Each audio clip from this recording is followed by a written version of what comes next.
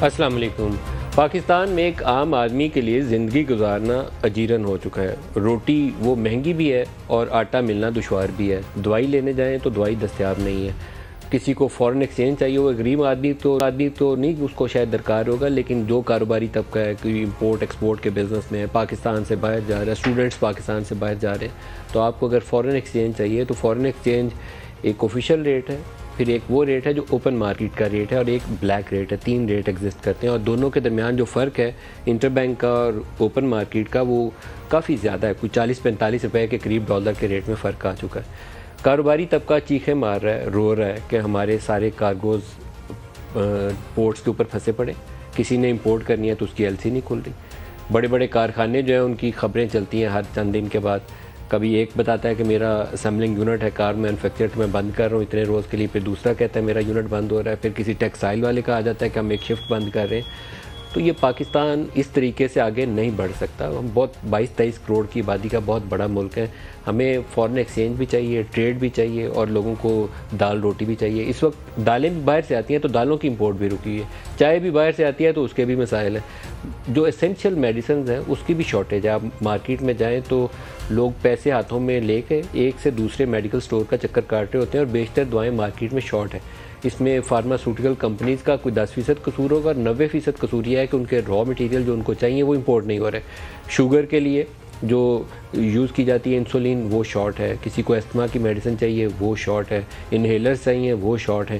اب اس طریقے سے کتنے دن ایک عام آدمی پاکستان میں زندگی کو بسر کر سکتا ہے معلوم نہیں ہے۔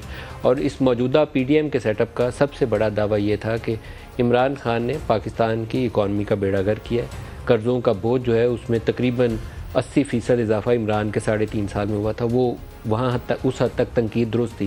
اور جس وقت عمران کی حکومت گئی اس وقت ہماری بیشتر ملٹی لیٹرل فنڈنگ جو تھی وہ بند ہو چکی تھی، بے پناہ مسائل تھے، کیونکہ جو شرائط طے کی گئی تھیں اس کے اوپر بعد میں عمل درآمد نہیں کیا، انہوں نے اپنے پیسے دینے IMF نے بھی بند کر دی۔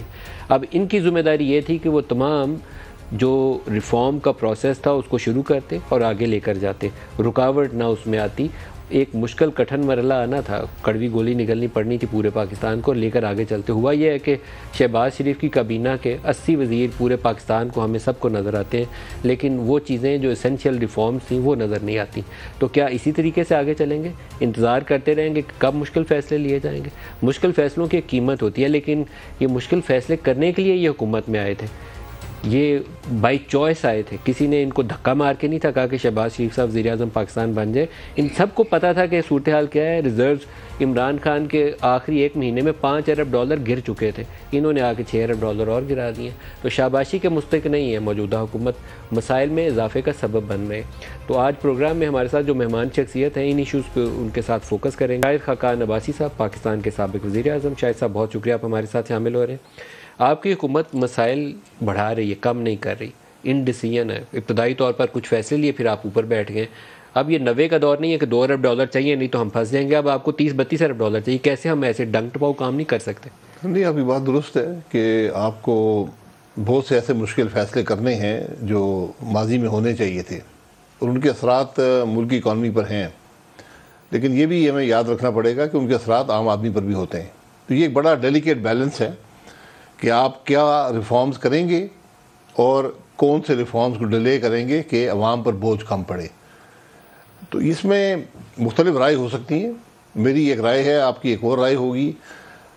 میری رائے تو یہی ہے کہ یہ مشکل ترین فیصلے ایک کڑوا گھونٹ سمجھ کر لینے چاہیے، اور اس کا یقیناً ایک امیڈیٹ امپیکٹ آئے گا، مہنگائی کی صورت میں آئے گا، لیکن اس کو مستقبل میں آپ کم از کم ان معاملات سے نکل کر آپ اسٹیبلٹی دے سکیں گے۔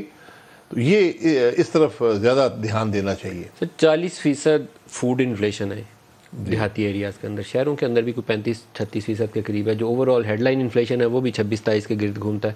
وہ پکچر اچھی نہیں ہے۔ آپ نے روپیہ روکا ہوا ہے، روپیہ چھوڑیں گے تو آپ یہ 10-12% اور امپیکٹ آئے گا اس کے اوپر، انفلیشن اور اوپر جائے گی۔ لیکن ساری ٹریڈ ہم نے بند کر دی ہے، سارا کاروبار ہم نے بند کر دیا ہے۔ جو اسمبلنگ یونٹ ہے چھوٹا موٹا، کوئی فارماسوٹیکل کا مینوفیکچرنگ پلانٹ لگا وہ بند کر دیا۔ اس طرح تو ملک نہیں چلے گا۔ 22-23 کروڑ لوگ ہیں یہاں پہ۔ میں یہی کہہ رہا ہوں، دیکھیں یہ ایک رائے یہ ہے کہ آپ روپی کو فلوٹ کر دیں اور یہ اپنی قیمت ڈھونڈ لے، اور وہ قیمت میرا خیال ہے شاید 245 250 کے لگ بھگ، 250 سیدھا 250 پہ جائے گا، تو اس سے یقیناً مہنگائی پہ کا اثر آئے گا، کیونکہ آپ کی جو امپورٹڈ مصنوعات ہیں سب مہنگی ہو جائیں گی. اور ہم آج گندم بھی امپورٹ کر رہے ہیں، فرٹیلائزر بھی امپورٹ کر رہے ہیں، تیل ہم کرتے ہی امپورٹ ہیں، دالیں بھی ہم امپورٹ کرتے ہیں، پتی بھی ہم امپورٹ کرتے ہیں، تو تیل خوردنی تیل امپورٹ کرتے ہیں. تو ایک مہنگائی کا کافی بوجھ عوام پہ آئے گا. لیکن میرا یہ خیال ہے کہ اس سے مستقبل میں آپ کو آسانی ملے گی اور آپ استحکام دے سکیں گے. لیکن آپ کی حکومت یہ فیصلے لینے سے گریز کیوں کر رہی؟ شہباز شریف کی تو جسٹیفیکیشن ہی ختم ہو جاتی ہے اگر یہ کام نہ کرے. پھر تو عمران بیٹھا ٹھیک تھا. جی نہیں، وہاں عمران خان صاحب نے کوئی فیصلہ ہی نہیں کیا نا، وہ تو 3.5 سال بغیر فیصلوں کے گزر گئے، اور سارا اس کا بوجھ ہے. میں بہانے نہیں ڈھونڈ رہا، لیکن میں نے اپنی آپ کو رائے کا اظہار کر دیا ہے کہ میرا یہ خیال ہے کہ ہمیں یہ کڑوا گھونٹ جلد دینا پڑے گا، ورنہ اس کے اثرات زیادہ مضر ہوں گے. سر تو پھر لے کیوں نہیں رہے؟ شہباز شریف یہ فیصلہ کیوں نہیں کر رہے؟ یہ کابینہ اور وزیراعظم صاحب بھی فیصلہ کر سکتے ہیں، ان کو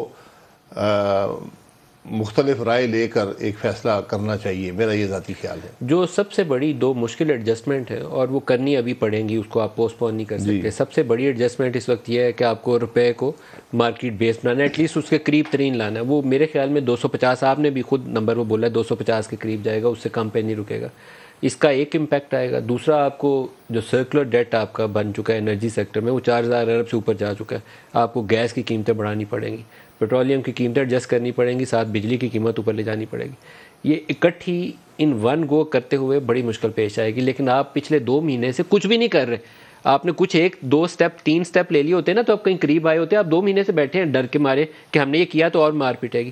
دس از ناٹ دی وے. دیکھیں، وہ سیاسی قیمت ادا کرنی پڑے گی، اس میں کوئی شبہ نہیں ہے، اور بہت سیاسی قیمت اس حکومت نے ادا کی بھی ہے، اس جماعت نے ادا کی بھی ہے. لیکن اب شاید ضرورت ہے کہ آپ مزید وہ مشکل فیصلے کریں اور وہ سیاسی قیمت ادا کرنے کی قربانی وہ دیں، اور اس سے یقیناً مستقبل میں استحکام آئے گا. اور جیسے آپ نے کہا، 3 چیزیں اس وقت زیادہ ضروری ہیں. ایک، آپ نے IMF کے جو ریویوز ہیں اس کو مکمل کرنا ہے تاکہ آپ پروگرام میں واپس آ جائیں. دوسرا، آپ نے جو روپی کو اس کی صحیح جگہ پر لے کر آنا ہے تاکہ جو ایک انفارمل مارکیٹ بہت بڑی کریٹ ہو گئی ہے وہ ختم ہو اور اس میں استحکام آئے. اور تیسرا، جو بھی سروسز ہیں یا پروڈکٹس ہیں ان کو آپ قیمت خرید سے کم نہیں بیچ سکتے. یعنی گیس، بجلی، یہ تمام چیزیں جو ہیں، جو تیل ہے وہ تو خیر ابھی قیمت خرید سے اوپر بک رہا ہے، پیٹرول ڈیزل، لیکن گیس اور بجلی پہ آپ قیمت پر آپ کو لانا ہوگا، ورنہ آپ کی مشکلات میں مزید اضافہ ہوگا اور اس کا اثر بھی غریب آتا ہے. اگر آپ ٹارگیٹڈ سبسڈیز دے کر غریب آدمی کو پروٹیکٹ کر لیں، جو کہ ہو سکتا ہے نظام کے اندر، تو پھر آپ کی مشکلات یا مہنگائی میں وہ اثر نہیں پڑے گا. جو سر بعض ایسی چیزیں یہ آج کل ٹیکس کا ایشو بھی ہے کہ ٹیکس میں کوئی 200 ارب کی شارٹ فال اینٹیسپیٹ کر رہا ہے IMF، اور وہ مختلف اقدامات ہم بحث کر رہے ہیں. ریئل اسٹیٹ سیکٹر میں بے پناہ پیسہ ہے، بے پناہ پیسہ ہے ریئل اسٹیٹ سیکٹر میں. پورے پاکستان میں کوئی کاروبار نہیں چل رہا، کوئی کارخانہ نہیں چل رہا. سب لوگوں نے یہ ایمنیسٹی عمران خان کی حکومت نے دے کے سارا پیسہ بلیک منی سارا اس میں ڈال دیا. آپ اس کو ٹیکس کریں، اس کو ڈاکومنٹیشن ریکوائرمنٹ بنائیں، کیپٹل گینز ٹیکس اس کے اوپر عائد کریں.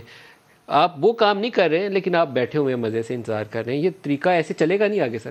نہیں، آپ کی بات درست ہے، لیکن بات یہ ہے کہ حکومت پاکستان نے ہی ایمنیسٹی دی ہے، اور وہ ایسی ایمنیسٹی دی ہے کہ وہ ایک دفعہ ختم نہیں ہوئی. وہ جو مزید بھی آگے ان کو بیچے گے ایک حد تک، ان پر بھی ایمنیسٹی کا اطلاق ہے. یعنی اگر آپ کل خریدتے ہیں جو ایمنیسٹی شدہ ریل اسٹیٹ ہے تو آپ کو بھی ایمنیسٹی مل جائے گی. یہ اس قسم کے جب آپ غلط فیصلے کریں گے ان کے بڑے مضر اثرات ملک پر ہوتے ہیں، اور آج ہو رہے ہیں.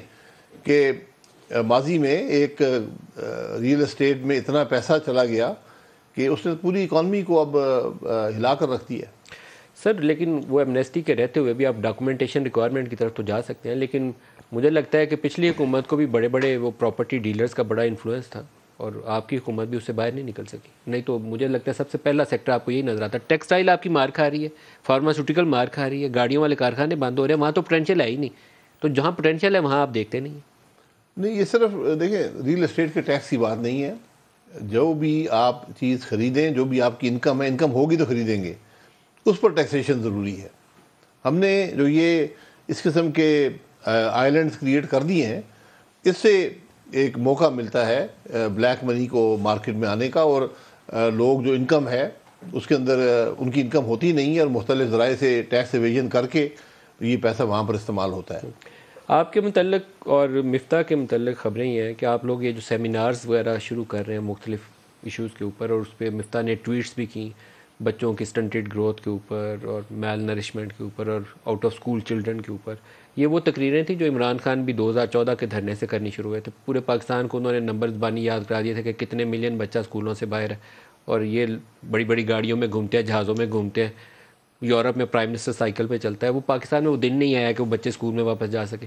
ابھی آپ دوبارہ سے یہی کام کرنے لگے کہ آپ کا بھی کچھ ارادہ ایسا ہے کہ کوئی دھرنا دے کے بیٹھ جائیں ٹیچر؟ نہیں، ہمارا کوئی ارادہ عوام کو دھوکہ دے کر ووٹ لینے کا نہیں ہے۔ ہم تو یہ تو بہت سے دوست بیٹھے تھے، مختلف اوقات میں بات چیت ہوتی رہی کہ ملک کے جو مسائل ہیں آج وہ پس پش چلے گئے ہیں۔ آج ایک مختلف قسم کی سیاست، اسٹیبلشمنٹ کی باتیں، ایک دوسرے کو گالی گلوچ، سیاست اس پہ آ گئی ہے۔ پارلیمان مفلوج ہیں، حکومتیں جو ہیں صوبائی وہ سیاست کے لیے استعمال ہوتی ہیں، آج تحلیل کر دیں، آج بنا دیں، آج لوکل گورنمنٹ کو توڑ دیں، آج لوکل گورنمنٹ بنا دیں۔ تو ہم نے کہا کہ کم از کم کوئی ایسا ایک نان پارٹیزن فورم ہو جہاں پر ہم بیٹھ کے ملک کے مسائل کی بات کر سکیں، کہ آج 75 سال کے بعد بھی اگر ہمارا جو لٹریسی ریٹ ہے وہ پتہ نہیں 50 کے قریب ہے، 45 کے قریب ہے، صحیح نمبر کسی کے پاس ہے نہیں، تو اگر 75 سال میں ہم آدھا فیصد بھی فی سال کرتے رہتے تو آج 100% تک پہنچ جاتے۔ تو کم از کم ان جو ہمارے فیلیورز ہیں، یہ ہم سب کے فیلیورز ہیں، یہ کہ کوئی باہر سے ہم پر یہ مسلط نہیں ہوا، یہ جو ہمارا طرز حکومت رہا ہے اس میں جو بھی مداخلت ہوئی ہے سب اس میں شامل ہیں۔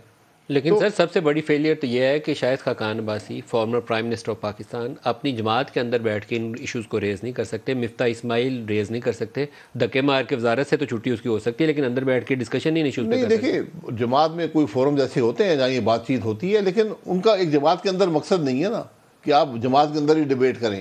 یہ تو ایک سب کا کنسنسس چاہیے ان ایشوز پر کہ جو بھی کل اقتدار میں آئے وہ کم از کم اس کو احساس ہو کہ میری ذمہ داریاں کیا ہیں۔ میری ذمہ داری یہ نہیں ہے کہ میں پنجاب حکومت کے سینکڑوں ارب جو ہے وہ ایم پی ایز میں بانٹ دوں اور حکومت تحلیل کر دوں، یا ایک غلط قسم کا لوکل باڈی کا نظام بنا دوں اور پھر حکومت تحلیل کر دوں۔ تو یہ ان چیزوں سے بچنے کی ضرورت ہے کہ ذمہ داری کا احساس ہو کہ صوبائی حکومتوں کی ذمہ داری کیا ہے۔ کیا آج سکولوں کے حالات بہتر ہیں؟ کیا آج اسپتالوں کے حالات بہتر ہیں؟ کیا آج لا اینڈ آرڈر بہتر ہے؟ یہ بنیادی ضروریات ہیں جو اپنے عوام کو دینی ہیں۔ سر آپ کی سیاسی جماعتیں آپ کی یہ باتیں نہیں سنیں گی۔ مصطفیٰ نواز نے ایک ٹویٹ کی تھی، اس کو باہر نکال دیا گیا۔ آپ لوگوں نے، میں مفتاح کی مثال اس لیے دی ہے کہ مفتاح نے کچھ وہ اقدامات کیے تھے کہ وہ جو اسینشیل ریفارم یا رکے ہوئے سٹیپ سے اس کی طرف گیا تھا، آپ کی پارٹی نے اس کو باہر نکال دیا۔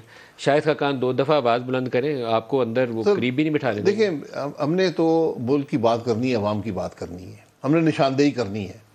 ہو سکتا ہے جماعتیں اس بات کو محسوس کریں کہ ہاں یہی ایشوز ہیں، اور میں آپ کو حقیقت سے کہتا ہوں کہ اب آپ ان ایشوز کو نگلیکٹ نہیں کر سکتے۔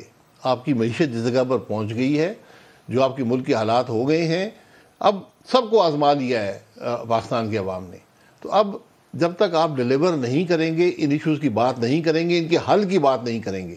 آج آپ دیکھیں ڈیبیٹ سارا دن آپ بھی یہی کرتے ہیں کہ یہ خرابی ہے، یہ خرابی ہے، یہ خرابی ہے، حل کی کوئی بات نہیں کرتا۔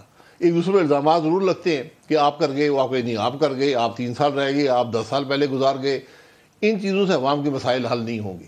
عوام کے مسائل کی بات کرنی پڑے گی، ان کے حل کی بات کرنی پڑے گی، اس تکلیف کی بات کرنی پڑے گی، اور اس کی طرف بڑھنا پڑے گا۔ سر لیکن آپ کی جماعتیں جو ہیں وہ ہیں فیملی ڈائناسٹیز ہیں، وہ باپ کے بعد بیٹا بیٹھتا ہے، پھر بیٹی بیٹھتی ہے، پھر سن ان لا بیٹھتا ہے، پھر کچھ اسی طریقے سے چلتی ہیں ساری جماعتیں۔ دیکھیں یہ وراثتی نظام کے جماعت کے اندر کیا لیڈرشپ ہوتی ہے، یہ جماعت تک چھوڑ دیں، اس کے ورکر یا اس کے ووٹر تک چھوڑ دیں، لیکن مسائل کی تو بات کریں نا، ان سے تو کوئی نہیں روکتا۔ اگر لیڈرشپ ہوگی تو اس کو مسائل کا ادراک ہوگا۔ آپ کی لیڈرشپ ہے ہی نہیں، مسلط کردہ لیڈرشپ۔ یہ آپ کی رائے ہو سکتی ہے، مسلط کردہ لیڈرشپ نہیں ہے، جماعت کے اندر سے لیڈرشپ آتی ہے جس کو جماعت قبول کرتی ہے۔ اگر جماعت غلطی کرے گی تو اس کو بھگتنا پڑے گا۔ کیا آپ لوگوں کی ایسی کوئی سوچ ہے کہ آپ لوگ مل کے کوئی ہم خیال کوئی نئی جماعت بنا لیں؟ نہیں، ایسی کوئی سوچ نہیں ہے۔ جماعتیں دیکھیں، جماعتیں بنتی ہیں جس کو عوام قبول کرتے ہیں۔ اب میں نے کہا سب جماعتیں اقتدار میں نہیں ہیں، لوگ جانتے ہیں کس نے کیا کیا کیا نہیں کیا، لیکن آج جس نیچ پر حالات پہنچ گئے ہیں، بجائے ایک دوسرے پر الزام لگانے کے اور گالی گلوچ کے اور یہ کہنے کہ وہ یہ کر گیا تھا اور میں یہ، آپ کو آج ملک کے مسائل کی بات کرنی پڑے گی، ان کا حل دینا پڑے گا۔ ہم چاہتے ہیں کہ اگلے الیکشن کے ایشوز یہ ہوں، گالی گلوچ نہ ہو، ایک دوسرے پر الزامات نہ ہوں، ذمہ داری کا احساس ہو کہ پولیٹیکل لیڈرشپ کی ذمہ داری کیا ہے۔ سر اس کا آغاز پولیٹیکل لیڈرشپ کے رویے سے شروع ہوگا۔ عمران خان نے حکومت لی تھی اسٹیبلشمنٹ کے کندھوں کے اوپر سوار ہو کے، شہباز شریف نے بھی دوبارہ حکومت اسی طریقے سے لی ہے، عمران کو گرایا بھی اس کے کندھوں پہ بیٹھ کے، حکومت لی بھی اس کے کندھوں پہ بیٹھ کے۔ آپ کے اپنے اندر وہ تبدیلی نہیں ہے جو آپ یہاں بیٹھ کے بات کر رہے ہیں۔ اگر تبدیلی نہیں ہوگی تو حکومتیں ناکام ہو جائیں گی۔ ہوئی نا آپ کی ناکامی، عوام آپ کو رد کر دیں گے۔ آپ کی ناکامی کی وجہ یہی ہے، یہ رسک آپ پہ آئے گا، میں یہی کہہ رہا ہوں۔ تو ہم یہ چاہتے ہیں کہ کم از کم سیاسی جماعتوں کو ایک نان پارٹیزن فورم سے یہ احساس ہو کہ ملک کے مسائل ہیں، ملک کے مسائل کی ہم نے بات کرنی ہے، ملک کے مسائل کا حل کرنا ہے۔ میں آپ کو حقیقت سے کہتا ہوں کہ آپ کوئی حکومت آج لے آئیں، آج بدقسمتی سے، اور یہ بہت بڑی بدقسمتی ہے ملک کی، کہ آج الیکشن بھی آپ کے مسائل کا حل نہیں ہے۔ تو حل کیا ہے؟ یہ حل اب ڈھونڈنا پڑے گا۔ میں آپ کو یہ کہہ رہا ہوں کہ عام طور پہ الیکشن ایک مسائل کا حل ہوتا ہے۔ سیاسی جماعت چلے ناکام ہو گئی، دوسری جماعت کو لوگ ووٹ دے کر لے آتے ہیں کہ اس سے امید رکھتے ہیں۔ اب سب سیاسی جماعتیں جو ہیں وہ ایک حکومت کر چکی ہیں، ان کو عوام نے دیکھا ہے کیا خوبیاں ہیں، کیا خامیاں ہیں، کیا انہوں نے کیا ہے، رزلٹس آپ کے سامنے ہیں۔ اب اس لیے ایک بڑا فورم ضروری ہے کہ ہم کم از کم ان بنیادی باتوں پر ایگریمنٹ کر لیں کہ ہم نے ملک کے مسائل سمجھتے ہیں یا نہیں، کہ ملک کے مسائل ہیں کیا اور ان کا حل کیا ہے۔ اس پر ایگریمنٹ ہونا چاہیے۔ جو مرضی اقتدار میں آئی اس کو سپورٹ بھی چاہیے ہوگی۔ آپ نے مشکل فیصلوں کی پہلے بات کی ہے، مشکل فیصلے جو بھی کرے گا سیاسی قیمت ادا کرے گا، وہ سیٹوں کی صورت میں، ووٹوں کی صورت میں ادا کرے گا۔ تو اگر وہ قیمت صرف کا ٹھیکہ صرف میرے پاس ہو، آپ کا کام ملک کی تباہی ہو، تو پھر تو ملک نہیں چلے گا۔ شاہد صاحب جب تک یہ آپ لوگوں کی جماعتوں کی اولین ترجیح نہیں نہ ہوگی، پارٹیوں کے اندر سے یہ تبدیلی نہیں آئے گی، تب تک یہ اوپر سے بیٹھ کے اگر شاہد خاقان ایک سیمینار کو ایڈریس کر رہے ہوں گے نا، تو کبھی آپ کی حکومت کی پالیسی یہ چیز نہیں بنے گی۔ عمران خان کے اوپر سب سے بڑا مسئلہ کیا ہے؟ پاپولر آدمی، ابھی بھی پورے پاکستان میں شاید پاپولرٹی میں وہ آپ کی لیڈرشپ سے دوگنا اوپر ہوگا، لیکن اس سے پوچھیں آپ کا ریفارم پروگرام کیا ہے؟ کوئی ریفارم پروگرام نہیں ہے۔ آپ کی ٹیم کیا ہے؟ کوئی نہیں ہے۔ اسٹریٹجی کیا ہے؟ کوئی نہیں ہے۔ وہ کہتے ہیں پی ڈی ایم حکومت اکانومی کو برباد کر دے گی، ڈبو دے گی، ٹھیک ہے اس کو گرا دو، عمران کو دے دو۔ عمران کیا کریں گے؟ آپشنز، نو آپشنز۔ یہ اسٹریٹجیز، یہ پلانز آپ کی سیاسی جماعتوں کے پاس نہیں ہے۔ جی بالکل، میں آپ مینڈیٹ سب کے دیکھ لیں، مینڈیٹ ایک ہی جیسے ہیں، لیکن جو مینیفیسٹو ہیں، لیکن اور ڈیبیٹ کی جگہ پارلیمان ہوتا ہے، صوبائی اسمبلیاں ہوتی ہیں، وہ تو اب گالی گلوچ کی جگہ بن گئی ہیں۔ پچھلے 5 سال میں پاکستان کی قومی اسمبلی میں پاکستان کے عوام کی تکلیف کی بات نہیں ہوئی، نہ اپوزیشن کر پائی، نہ حکومت کر پائی، نہ اس کو موقع دیا گیا۔ ہم نے پارلیمان کو اس حد تک مفلوج کر دیا کہ آج وہاں ملک کے ایشوز کی بات نہیں ہے۔ اس لیے ہم نے یہ کہا کہ بھئی اس لڑائی جھگڑے سے، اس گالی گلوچ سے، اس ذاتیات سے ہٹ کر کم از کم ملک کے مسائل کی بات کی جائے ایک سنجیدہ فورم پر، اور ہم نے بلوچستان سے پہلا یہ پروگرام رکھا ہے جہاں پر عوام کے مسائل کی بات کریں گے۔ لیکن کیوں یہ طریقہ کار آپ نے سوچا؟ آپ نے یہ کیوں نہیں سوچا کہ پارلیمان میں بیٹھتے ہیں، وہاں تقریر کرتے ہیں، وہاں ایک اسٹینڈنگ کمیٹی بناتے ہیں کہ کیا ہمیں کون سے ایسے ایریاز ہیں جہاں اکراس دی پارٹی لائن ایک کنسنسس ہونا چاہیے؟ اسٹینڈنگ کمیٹیز بھی موجود ہیں۔ میں نے یہ کہا کہ پارلیمان آج مفلوج ہے، اس ملک کی صوبائی آپ ہی تو پارلیمان میں ہیں نا، آپ وہاں آواز اٹھا سکتے ہیں۔ پارلیمان یک طرفہ نہیں ہوتی۔ پارلیمان کا حسن یہ ہوتا ہے کہ ہر آواز وہاں پر ہوتی ہے، ہر قسم کی بات ہوتی ہے۔ وہ نہیں حکومت، آج صرف حکومت ہے، وہاں پر ایک چھوٹی اپوزیشن ہے، لیکن اس کے اندر آج وہ احساس شاید نہ ہو جو عوام کے مسائل کی بات کرنا یا ان کے حل ڈھونڈنے کی بات ہے۔ آج تو حکومت تو فائر فائٹنگ کر رہی ہے، وہ تو روز مرہ کے معاملات میں اتنی حد تک دھسی ہوئی ہے کہ وہ شاید اس طرف دیکھ بھی نہ پائے۔ سر سب سے پہلا جو ریفارم کا کام ہمیں کرنا چاہیے نا، ایک تو فوج کے کندھوں پہ سوار ہو کے حکومت لینے کا سلسلہ روکنا پڑے گا، اور ایک سیاسی جماعتوں کو اپنے اندر جمہوریت لانی پڑے گی۔ الیکشن اپنی جماعتوں کے اندر کروائیں، منتخب کی عادت آپ کی ہو، اس کی جان ہو، سٹینڈنگ ہو، طاقت ہو، اس کے پاس پیچھے ورکر کھڑا ہو۔ آپ کی فیملی اونڈ پارٹیز ہیں، اور اتنا خوف ہے کہ پھر بھی الیکشن نہیں کرواتے۔ عمران کی جماعت کے اندر الیکشن نہیں ہو سکتا، اکیلا عمران خان ہے، کوئی دوسرا عمران خان نہیں ہے، وہاں الیکشن نہیں ہو سکتا۔ نواز شریف الیکشن نہیں کر سکتا، ابھی تو ویسے نااہل ہے لیکن ویسے بھی الیکشن نہیں کر سکتا۔ یہ اس طریقے سے تو جمہوریت نہیں چل سکتی، کوئی طریقہ نہیں ہے ایسے۔ نہیں نظیم صاحب، یہ ہماری پہلے بھی بڑی بحث ہوئی ہے اس پر، پروگرام میں بھی، پروگرام کے باہر بھی۔ دنیا میں کوئی سیاسی جماعت نہیں ہے جو الیکشن کراتی ہو۔ آپ دنیا کی باتیں دیکھ لیں، کیونکہ الیکشن جو ہوتا ہے یہ ڈیوائیڈ کرتا ہے، ڈیوائسو ہوتا ہے، اس لیے ہمیشہ کنسنسس سے پارٹی لیڈرشپ آتی ہے، وہ الیکشن سے نہیں آتی۔ تو جو بھی لیڈرشپ ہے، چاہے عمران خان کی ہے یا پیپلز پارٹی میں ہے یا پی ایم ایل این میں ہے یا جماعت اسلامی، کنسنسس ہی۔ جماعت اسلامی ایک جماعت ہے جو ایک لمیٹڈ فورم پر وہ الیکشن کرا کر اقتدار اپنے صدر کو چنتے ہیں، لیکن باقی جگہ کنسنسس ہی ہوتا ہے. اگر وہ کنسنسس ایک فیملی کے کسی فرد پر ہو رہا ہو تو ہو جاتا ہے. آپ اس کے رزلٹس دیکھتے ہیں، اگر وہ کنسنسس جو ہے وہ جماعت کو مضبوط کرتا ہے، وہ ملک کے مسائل حل کر سکتا ہے تو عوام اس کے ساتھ ہوتے ہیں. نہیں ہوتے تو آپ کے سامنے انڈیا میں کانگریس کی مثال موجود ہے. میں نے آپ کی سیاسی جماعت سے ذکر کرتا ہوں، آپ نے حمزہ کو پنجاب کا چیف منسٹر بنا دیا. میرے خیال میں جتنی بری چوائس بزدار کو چیف منسٹر بنانا عمران خان کی تھی نا، اتنی ہی بری چوائس دوسرا بزدار لگا کے آپ نے کی. مجھے نہیں سمجھ آیا کہ اس کی جسٹیفیکیشن کیا تھی، سوائے اس کے کہ فیملی چاہتی تھی کہ ایک شریف پنجاب میں بیٹھ جائے، ایک شریف مرکز میں بیٹھا. تو یہ تو سیاست نہیں ہے، جمہوریت بھی نہیں ہے. دیکھیے اس پر کافی تنقید ہوئی ہے، لیکن حقیقت یہ ہے کہ پارٹی کے اندر یہ کنسنسس تھا پارلیمانی پارٹی میں کہ حمزہ صاحب ہی ہوں اور ان کو لایا گیا. یہ نواز شریف کے ہوتے ہوئے بھی یہی کہا جاتا تھا کہ شہباز کے علاوہ کوئی دوسرا بندہ ہی نہیں ہے. یہی وہ سوچ ہے جو آپ لوگوں کی راہ میں سب سے بڑا رکاوٹ ہے. نواز شریف صاحب کو سپریم کورٹ نے ہٹایا تو اس کے بعد مجھے انہوں نے پارٹی نے موقع دیا. تو ایسی بات نہیں ہے.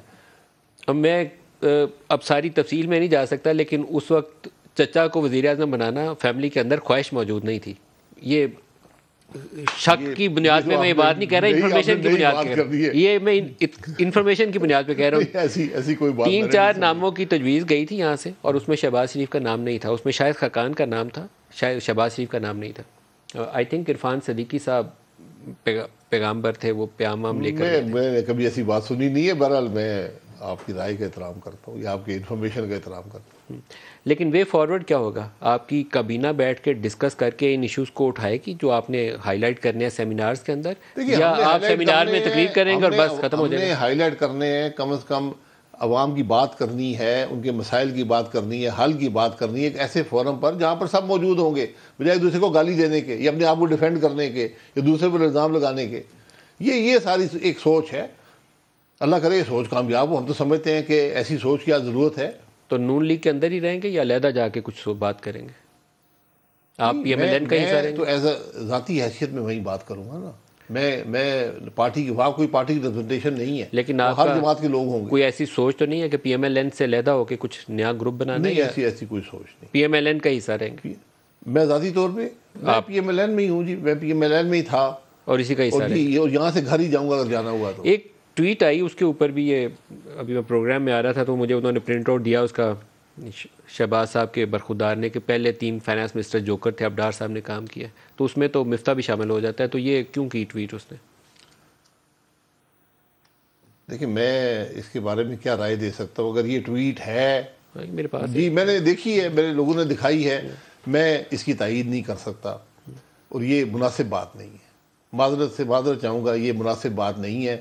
اگر اس کی کسی پر بھی، چاہے وہ پی ٹی آئی کا وزیر خزانہ ہو یا ہماری جماعت کا ہو یا کسی اور جماعت کا ہو، یہ بات کرنا مناسب نہیں.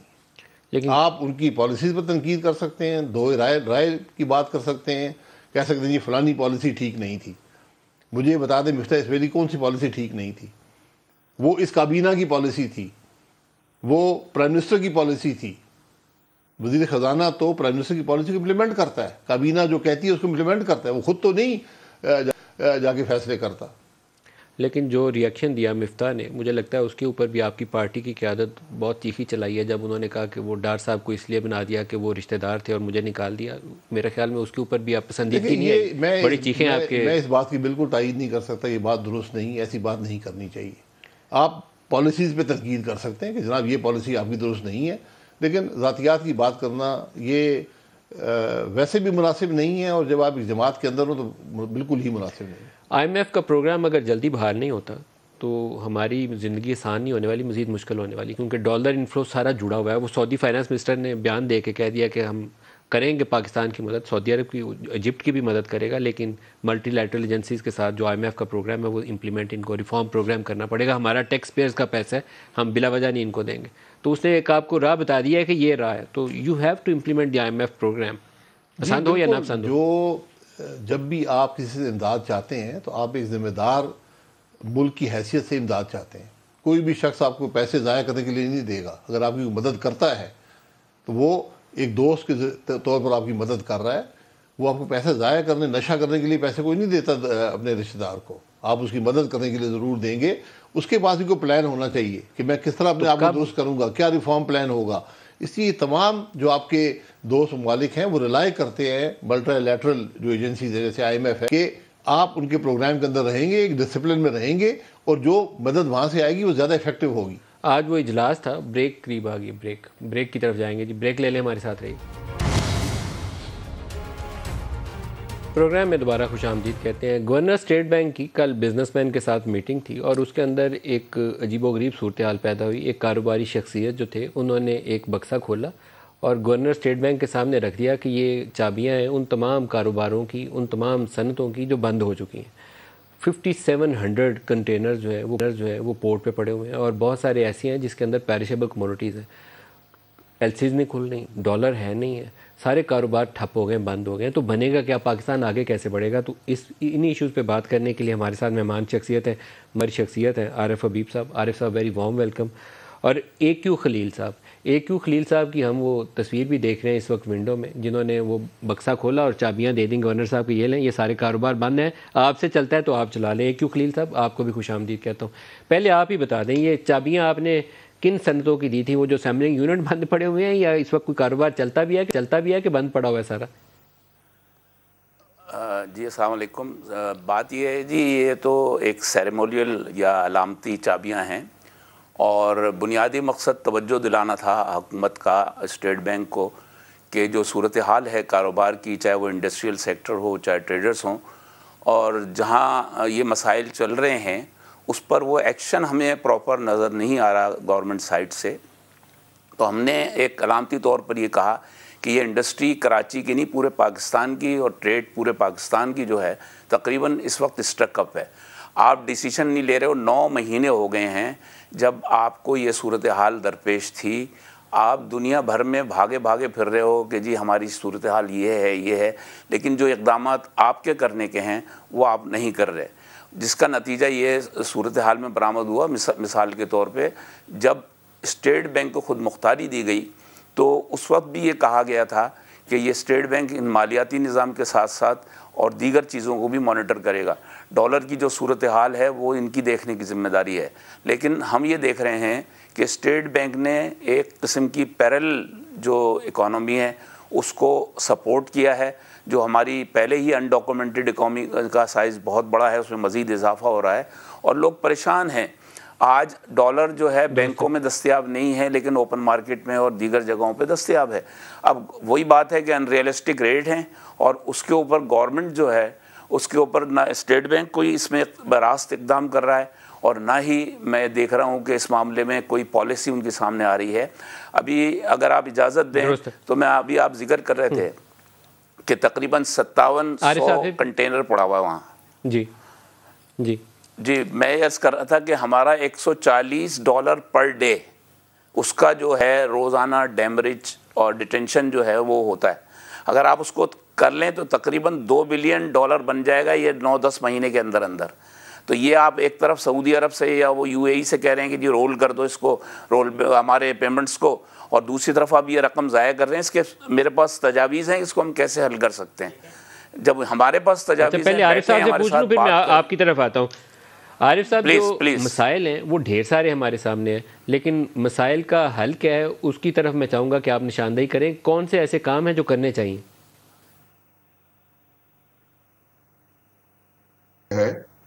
اس کو جو ہے وہ ریڈیوس کرنا چاہیے.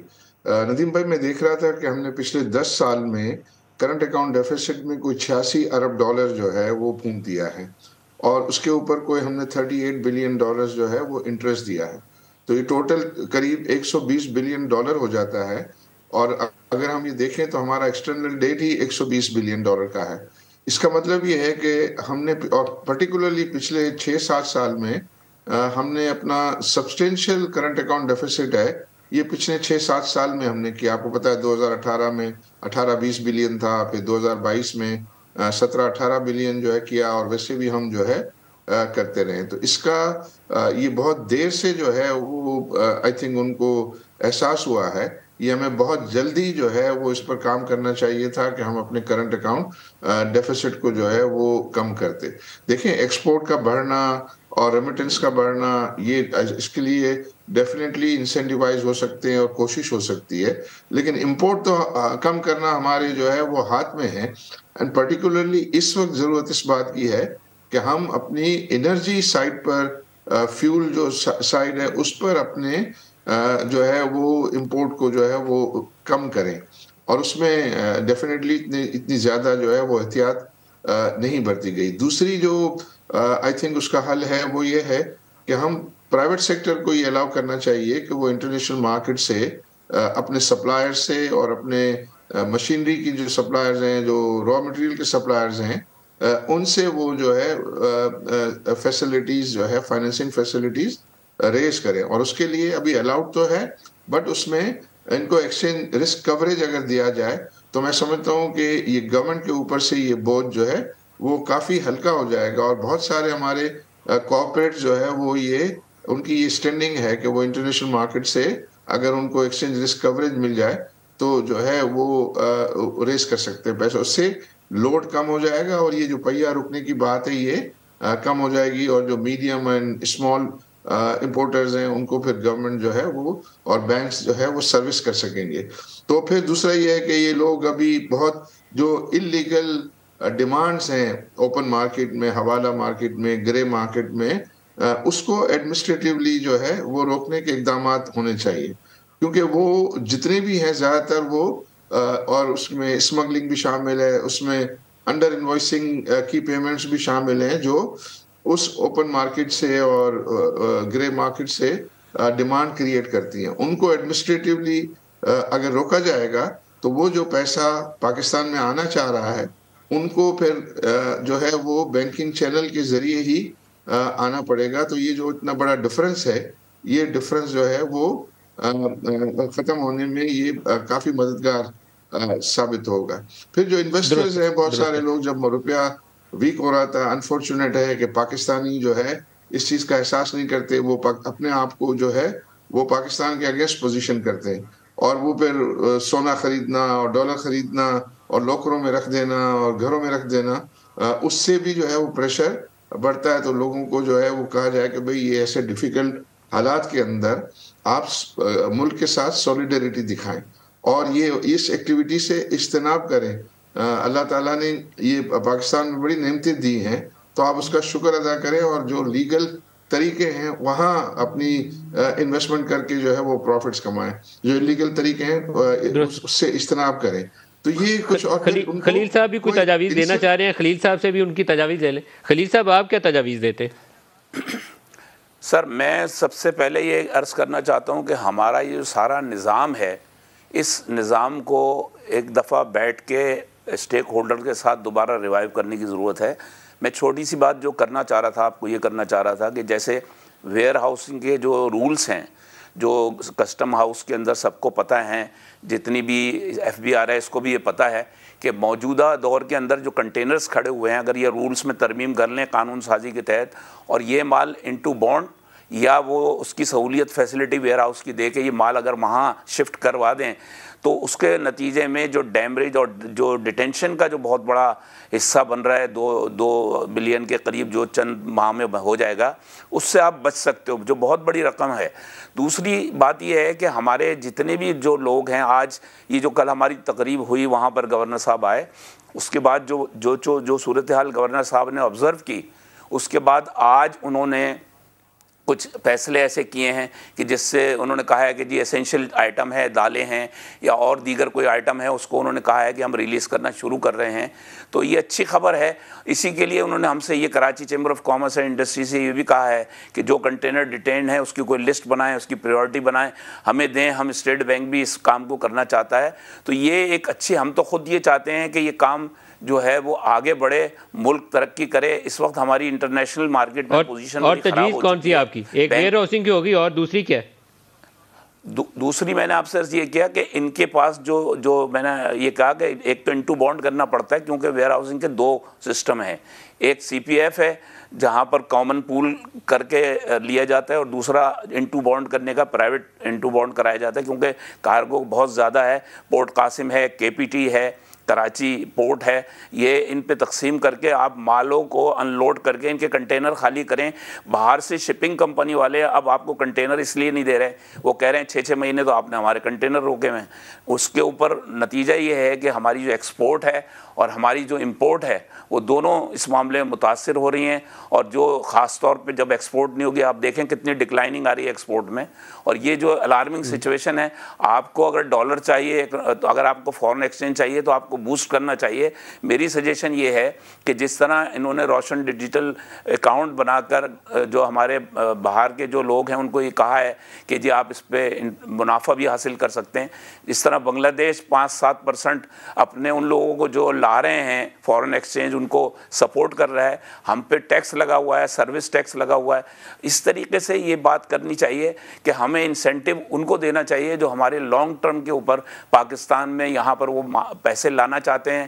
اب مجھے ایک بات بتائی، کل میں نے ایک صاحب سے بات کی تو انہوں نے کہا کہ ہمیں یہ بتائیں کہ 228 روپے آپ دے رہے ہو ہمیں آفیشیلی اور باہر ہمیں 265 مل رہا ہے، تو ہمیں کیا ضرورت پڑی ہے کہ ہم بینکنگ چینل اختیار کریں۔ کل یہ بات میں نے اسٹیٹ بینک کے گورنر سے بھی کہی کہ آپ ریئلسٹک جو بھی ہے مارکیٹ میں فلوٹ کریں، اگر آپ یہ نہیں کریں گے تو یہ انسرٹنٹی رہے گی، پولیٹیکل انسرٹنٹی تو اپنی جگہ ہے، لیکن عارف صاحب یہ جو اکنامک عارف صاحب جب یہ ایکسچینج ریٹ کے اوپر بات کی جاتی ہے کہ اس وقت 3 ریٹ ہیں، ایک انٹر بینک ریٹ، ایک اوپن مارکیٹ ریٹ اور ایک بلیک کا ریٹ، ریئلسٹک جو آپ کے خیال میں ریئلسٹک روپی کا ایکسچینج ریٹ ہے ٹو اے ڈالر وہ کیا بنتا ہے؟ آئی تھنک یہ ابھی ریئلسٹک ریٹ سے جو ہے وہ پاکستانی روپی کم ہے۔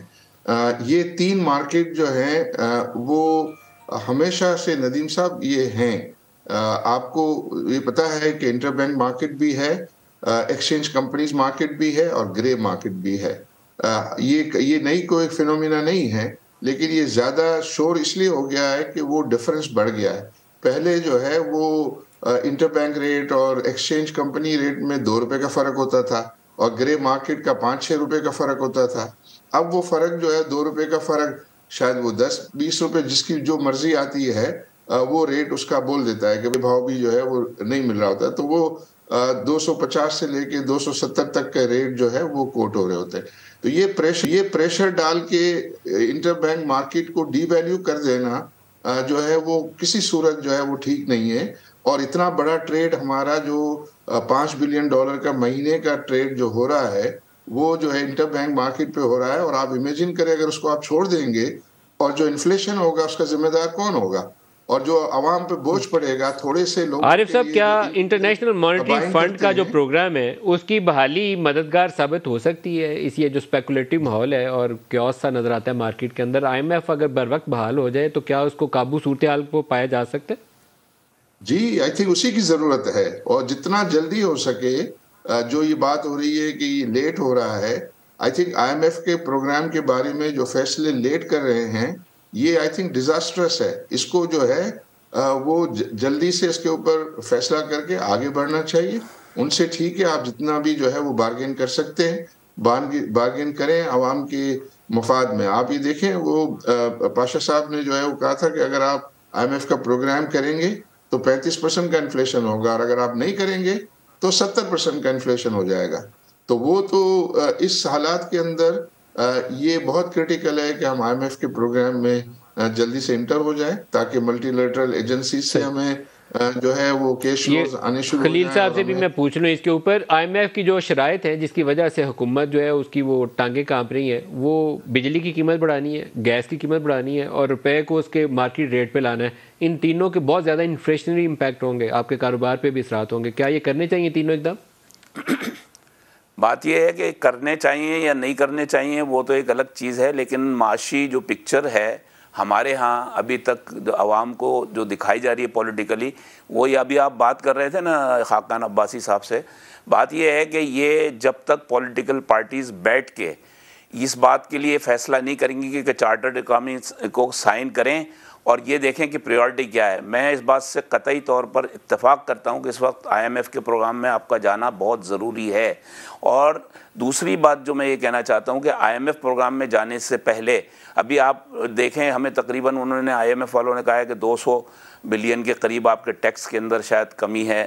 انہوں نے یہ بھی کہا ہے کہ گیس کے آپ جو ہے وہ ریٹ بڑھائیں, اس کے اوپر بات ہو رہی ہے, یہ سارا کچھ چل رہا ہے. لیکن کاسٹ آف ڈوئنگ بزنس جس طرح ہماری اگر بڑھ جائے گی تو ہمیں جو خطے میں مقابلہ کرنا ہے, جو ہماری امپورٹ کی مٹیریل کی وہ بڑھ جائے گی, مہنگائی بڑھے گی, انفلیشن کا. لیکن دوسرا پارٹ جیسے ابھی میرے بزرگ ہیں آپ کے معزز مہمان جو فرما رہے تھے کہ 35 کی جگہ جیسے حفیظ پاشا نے کہا کہ وہ 70% چلی جائے گی, تو آپشن تو بڑا کھلا ہوا ہے.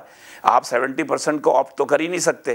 تو آپ کو اگر کم سے کم جانا ہے, ابھی آپ 32 پہ ہو, تو جہاں بریک لگ سکتا ہے اس کو لگا کے حکمت عملی آپ اس طریقے سے تیار کریں. اور پروگرام کا وقت ختم ہو گیا جی. ایک خلیل صاحب اور آپ دونوں کا میں تہہ دل سے مشکور ہوں کہ آپ نے ہمیں جوائن کیا. آج کے لیے اتنا ہی, اجازت دیجیے. اللہ حافظ.